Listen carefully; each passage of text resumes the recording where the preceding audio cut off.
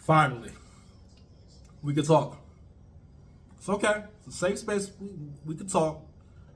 But before I get there, it's the six past commandments. Hitman, Hitman, Hitman. I'm so proud of you. You did so good to. No freaky. That's the new thing that the kids are saying, and apparently all males from New York. No freaky. So you guys go ahead and use that for your, your urban language lexicon. But anyway, Max Out 3 is complete. Even the bad battles were good battles. St. Louis survived, man. St. Louis prevailed. Now we knew that Young Ill was gonna lose. No way around that and whatnot. But listen, let me tell you something. If you're a battler who's in the room, can really affect the energy. What helped all three St. Louis rappers, Young Ill, Verb, and Hitman, is having a lot of their people in the building. The smaller the space, no matter if you come deep wherever, it's always good. But in a small space like the Blue Room, having 30, 40 people with you, the cheerlead, can change the whole energy of a battle. And also, it's customary that you don't root for the dude going against your man.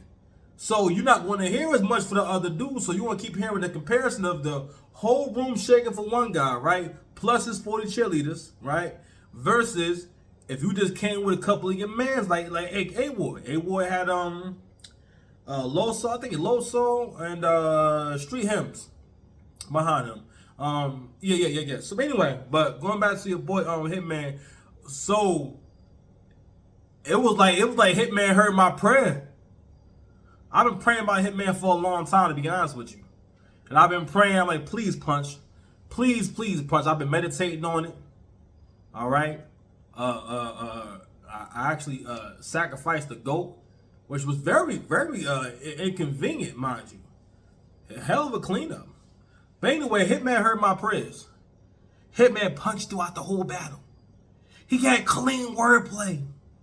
His wordplay, that wasn't the best wordplay. He wasn't saying the best stuff in the world, but because Hitman saying it, because the talented Hitman is saying it, oh my God.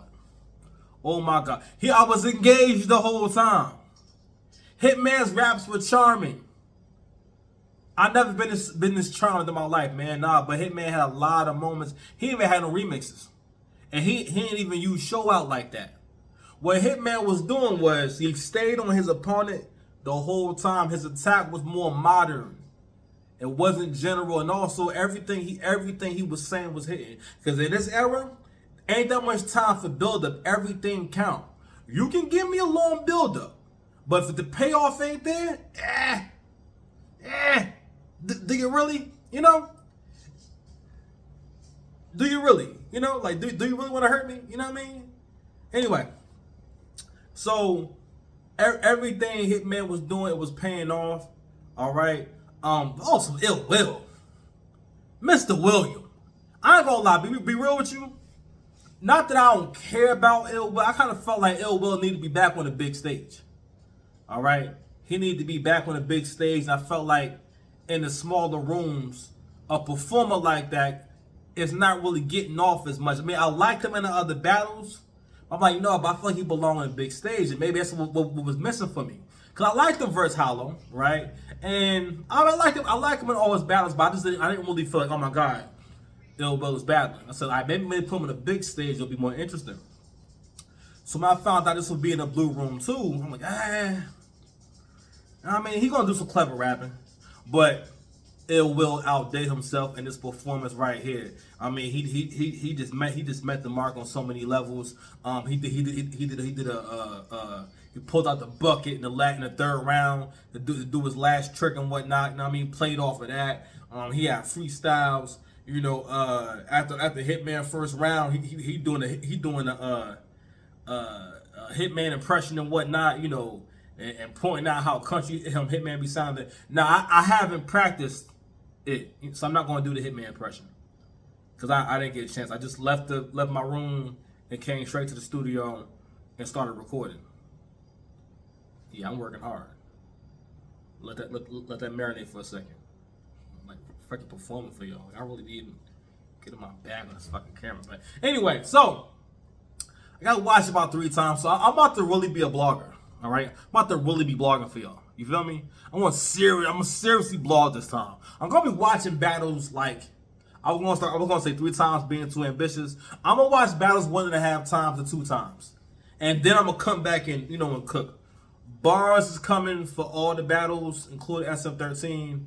Not every battle for SM13. It's just no, I ain't gonna lie. I might get 4.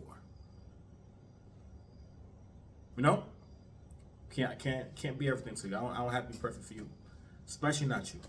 But anyway, shout out to ARP, man. Shout out to the whole card. And then man, listen. Shout out to Chris and Bias, man. Good point you made the other day about judging by SM13, just in general. Bad rap has to go back to the small room because big stages are killing performances and making them look bad.